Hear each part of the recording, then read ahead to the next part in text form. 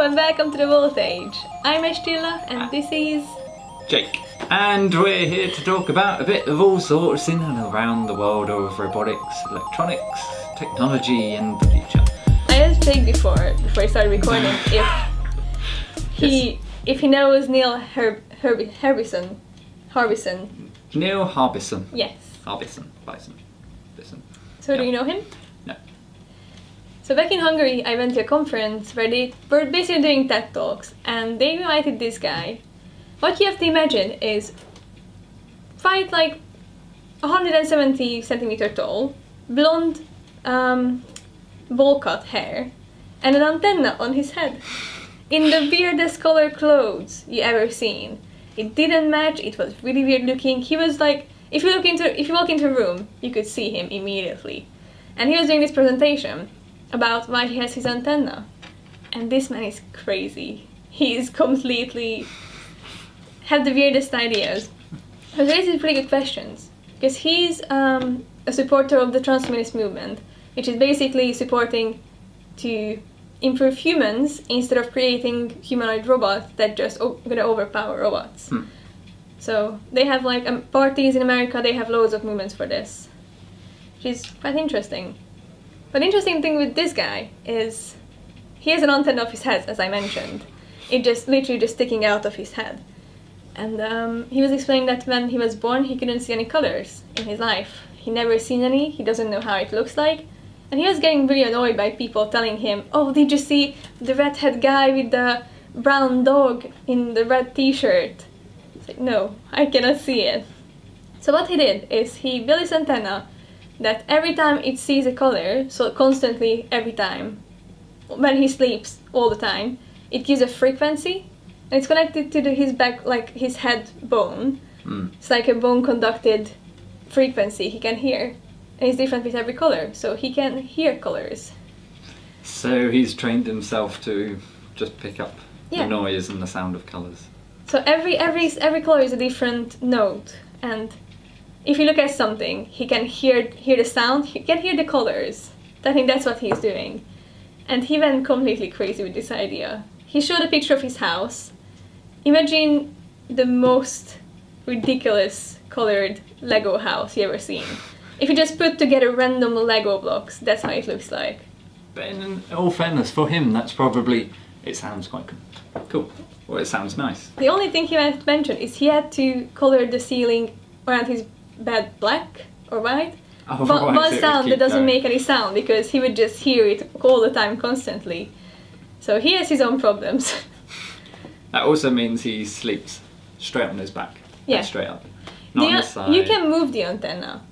So it was like a small telescope that you can move around, you can just twist. He said that he had problem with people coming up to him and just twisting his antenna, which is really annoying. Public indecency. Because for him, it's not something mechanical in his body, it's his body part. Because he lived with it for a couple of years, I think 5 or 6 or even more, and it's his body part for him. And he had this thing in Barcelona where I think he had some problems with policemen, and they being filmed, so they tried to get it off his head because they thought it's just a normal camera. But I think they broke it or they damaged it. So he fired, what's the name? He went to the police office and said, they hurted me. He didn't say that they hurted my property, he said they hurted me, so I want to sue them. Yeah. They didn't get any answer back. But it raises a good question if we should improve human bodies, if we improve ourselves or make something new. Well, I think that kind of links hand in hand with prosthetics, straight into the point, because nowadays we're finally at the technological point where we can create motors, actuators and movements that are the same size as human or organic parts, but have more power, that are stronger. That's what this guy calls as a cyborg. He calls him a cyborg, and he has this huge movement for cyborg rights and transhumanist rights. And he has like a movement for trans-species rights as well, so he's going all overboard, but it's actually a problem that he explained that because it's a mechanical thing put in his body. For example, taking a passport photo is not that easy, because in a passport they ask you to take down every electronics you have, like earphones, anything, but it's connected to his body. Yeah. So he cannot really take it off. So they rejected his passport photo. He's complained again, and a week later, he got the answer back that it's accepted, because he claimed himself to be a cyborg. Yeah. So, Easy way around it. Just Yeah. say that you're a cyborg. but At what that counts point- as a cyborg? At that point, anyone with a pacemaker. Yeah. Like, what counts as a cyborg? Yeah. If you have a chip in your hand, does it count as a cyborg? You're electrically infused with your own organics, so Like, you material. Yeah. Like if they put a chip in your hand and you pay all your bank, or like use it as a bank card, is it a cyborg? Or like, or is it only Or count is that as just a, enhancements, like the antenna or a robotic arm? that's just an augmentation. You've got this one special little feature included into you. And there was someone who put their, I think it was their rail card, into their hand, embedded, so they could pay rail contact. And he got arrested and rejected for fraudulent misuse and copying of rail cards. I heard about this company who asked their employees to put this chip in their hand, and it was voluntary. Yeah. But they could monitor where are you, what you're doing, when you check in. It's quite creepy. And the guy, in the same event, I met this guy. There was an American Transhumanist Party leader, and he had a microchip in his hand. And what the question, he immediately shook my hand when I started talking to him. But what if somebody has another chip in their hand, and They they quite communicate. clever enough Yeah. to hack the other one? Because you use your hands for everything, so you're gonna touch everything around you. It's not that just you keep your card at your back pocket. Well, it's a case of you don't even have to make contact. If someone's got a chip in them that's recording everything about them, then why can't you just have a large receiver, Yeah. a large transmitter, and suddenly you can intercept what's going out to everyone? That's part of the fear that comes into brain augmentations. Okay, so these computers can do fast processing on a lot of different things. Why can't we feed that into ourselves and improve our own psyche? So we can identify things, we can do quicker calculations, quicker decisions, or know more, because we've got internet access, for example. The issue is vulnerabilities. Yeah. Even with long-standing architectures by ARM, CPUs by Intel, AMD, all of them recently have been found to have massive flaws in the actual design of it. The Part same- of it was done on purpose back in the original design, others are newfound ones. And it's a case of, if these flaws suddenly turn up after it's been integrated into people, what's stopping someone from then taking a hold of that flaw, rather than just say it's going a step further, so you can then augment yourself, so you're stronger. What's then to stop someone from taking control of that and basically sending anyone with such augmentations into a bit of a crazy frenzy? It's a question that this is the transhumanist view that we want to improve humans. If we take the other side, building robots and humanoids, you still have the dangerous side of that they're just gonna be conscious and they're gonna kill us. But this one seems way closer. So if we can put chips in our body, so it's already a reality. Yeah, But you can humanoid get robots not. prosthetic hands that do more things than a normal hand. Put a USB stick in your finger.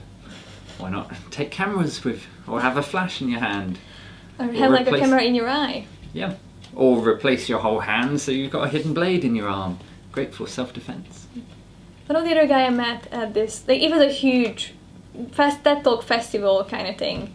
And the other guy who came, he was I think 22, and he built his robot arm because he had an accident, or he didn't have one of his arm for some reason, and he built his own robotic arm, Yeah. and it was really cool. He sat down next to us having lunch, just put his arm down on the table. Excuse me. I know there was one of the conventions over in America. There's a post put out by a lady who built her own prosthetic, and she charges it via USB. And she was asking people if she could use the charger for her arm because they were charging their phones. And they all said no. Why? She was fine with it because there was a charger a bit further down, and instead it was funny for everyone. Like, what would be the reason to reject that person? Because you're charging your phone. And yourself is more important than anyone else's needs. Yeah. prosthetics and augments of the future. How are you going to power it? I just love how many opportunities you have with all these, like putting stuff in your body and just Yeah. enhance yourself. Same guy I was talking about, who has this antenna in his head. He's currently working on sense of time, so he's putting a heat crown on his head for a long time. How it works is if it's midnight, the heat point is at his forehead and just slowly going around, like in a 24-hour scale. So if it's midnight again, it's gonna be back on the forehead again. What he's trying to do is getting himself used to the heat point being there. So later when he takes the crown off after a couple of months or like a year, he can control the sense of time. Right. Like if you spend time with your friend, it's 5 minutes, it's a really short time. But if you have to do coursework for 5 minutes, it's a really long time. Mm. So he's trying to control that. If I'm with a friend, I'm gonna slow that point down that's going around my head. Of course, like mentally imagining it. Right. And when he wants to get through something fast, he just make it faster. That's... But, I mean, It's a crazy idea. That's just... I'm going to pretend it's quick now. Time's going quicker. What's the time? 4 o'clock. Oh, I thought it was 6. Yeah, You'll I'm just not end sure- up not... He's still testing, so I'm not sure if it's work. Hmm. But the idea of trying to mess with your sense of time, which is quite solid and we cannot really control it, it's really interesting. Is that a case of where he has to sit through something that he really doesn't want Yeah. to, and it's just and speed up, Yeah. I don't want to be here. Other ideas from him include a Bluetooth controlled LED light in his teeth. Why? What he wanted to do, his idea was, this guy is completely crazy. He can build really good, really interesting stuff, but he's really crazy. He wanted something for emergency. So if he click his teeth together, there's gonna be a lamp. The only problem with was, according to him, is when he was eating, it was turning off and on and off. So he's got a push button torch in Yeah. his mouth. Yeah, And it's a flash, flash. yeah. So Because he if wanted there's an some- emergency, he's expecting you just to stand there. Ah, Yeah, beacon shining out. that's what he wanted to do. Okay. Also, he has project where they put a magnet on someone's chest, so they can know where north is. They know where north is. Because it Also- pulls ever so slightly. North's over there. No, that's a filing cabinet. Ooh. They're trying to mess with stuff that's not Yeah. easy to mess with. Like a sense of direction and a sense of time is not something you just change this easy. Yeah, but It's- direction, what's to stop him from using such as magnometer? Because they want to Something- be cyborgs, which is cool. Yeah, but you can then make it easier for your own body to understand, rather than having this very subtle, tiny little pull that might come sometime or not. Why not have a clear signal? Not Also, this- if you're out in the woods, you don't have any signal. magnometer just using Earth's magnet field. Oh yeah, true. But, So- yeah, I was thinking about Google Maps. Sorry. Oh, It's like you cannot use yeah. Google Maps out there. I mean, you could have Google Maps. That's Mhm. you're using GPS then. Also, one of his friends, she has. I don't know if she has something built in Hmm. or she actually just feels it, but she feels earthquakes all around the world. Everywhere. If it's happening, she feels it. I don't Is know. it not just her stomach rumbling? Oh, there's been another earthquake. Everything I tell you is what he told us. So I'm not sure Yeah. how true it is. I'm not sure how detailed it is. But what he told us is we can use cyborg as a work of art. Because what Yeah. she's doing with this sense of earthquakes is she putting a presentation, she sells tickets, and she's standing on a stage. She only dances when there's an earthquake somewhere around the world. So if there's no earthquake for 2 hours, she doesn't do anything. That's a great show. Yeah. Hmm. Creativity. Well, it's a case of, at the moment, with prosthetics now actually becoming an affordable approach, trying to make them desirable for people. Because, okay, if you do accidentally lose an arm and you need to have a prosthetic, you don't want this creepy, weird looking thing. Yeah. You want something that looks stylish. So that mixes in with the transhumanism, because what if you make something that just looks better than your own arm? It's got the same capabilities of your own arm, but looks nicer, and maybe you could do something more with it. Yeah, just make it look cool. At what point, how far will people go? until they then decide, actually, I want to have that now. So let's go for surgery where real arm is removed. It could happen. Hmm. I think it's still I think it must be happening somewhere around the world right now as well. It's some crazy guy just. Well, the sense of touch has now finally been passed through. Oh, So for the what prosthetics. Yeah, from prosthetics touching things to you feeling like you're naturally holding something. Oh. And that's been done by right on the end of the arm, where the nerves will come out to tiny little vibrations. And just the brain naturally reprocesses, that's touch. I can now feel things. It's so interesting how you can connect mechanical things that built from metal and iron and all these not natural stuff for us to your biological human parts. Well, at the end of the day, it's all just signals. All little analog signals. That's a crazy thing that humans are just a huge machine made from not mechanical stuff, just like biological. Yeah. And that's the bit that sends philosophy people absolutely crazy when you start explaining every process, everything going on in the brain is just a small electrical pulse. Each one of those is just a command following a preset route. I have this experiment that I like to play with people. If I have an interview somewhere, I always play with the interviewer. Where are you? Point on yourself. Where am I? Where are you? Yeah. I'm right here. Like on. Okay. Was that not the right answer? It's like where is Jake? Like if you only have your body, you don't have surroundings. Yeah. Where is Jake?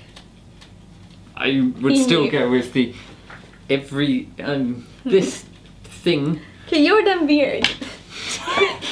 I've messed up the Yeah, question. you messed up, that's all. Now I cannot do it. Most of the people either point up to the brain or the go heart. to the chest.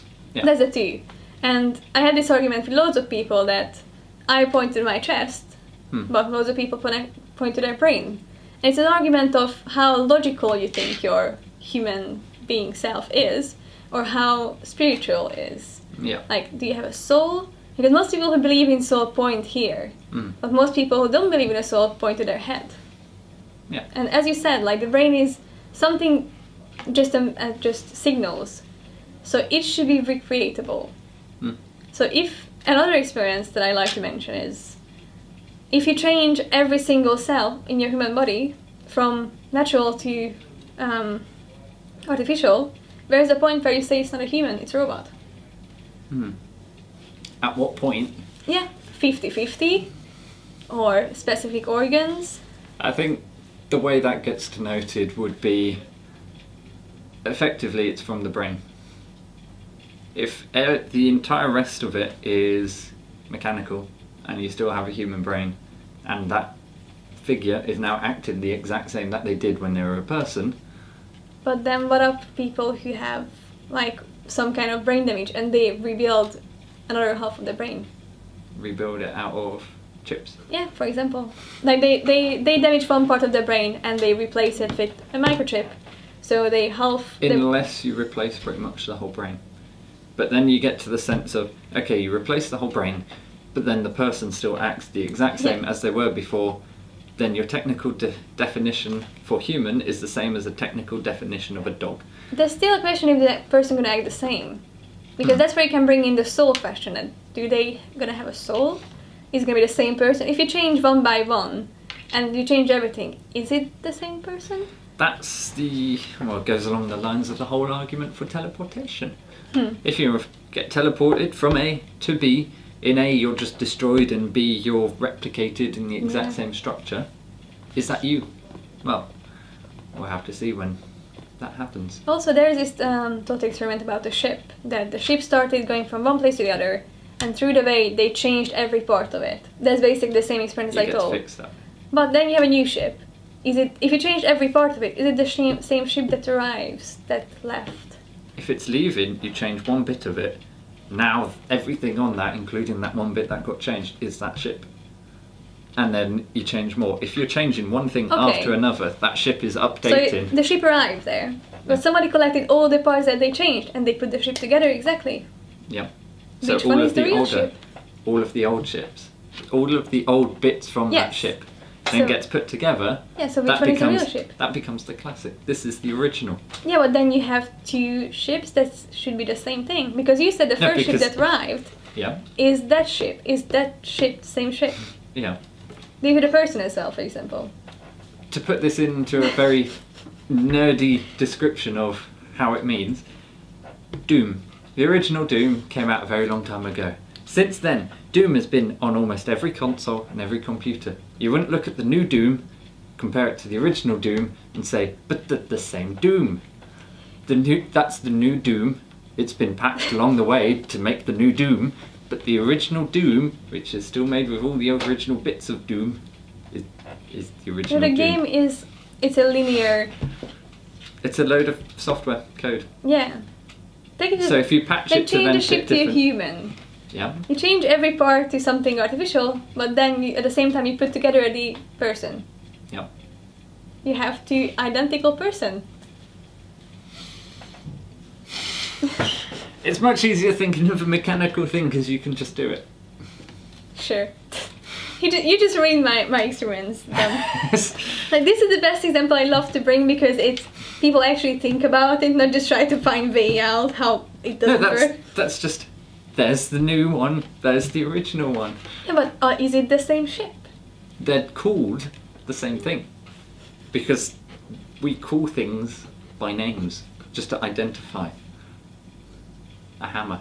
You just ruined it. You could- That's all. It just been ruined. Well, and at that point, I think we'll call that a session. So, I'm not even gonna try anymore. thanks for watching, listening, and hopefully I've not ruined the joy for you too. Well, see you guys next time. Toodaloo.